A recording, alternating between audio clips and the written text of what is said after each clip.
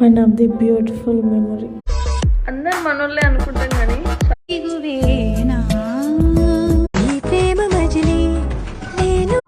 మంచితనం అనేది ఎక్కడికి పోదు.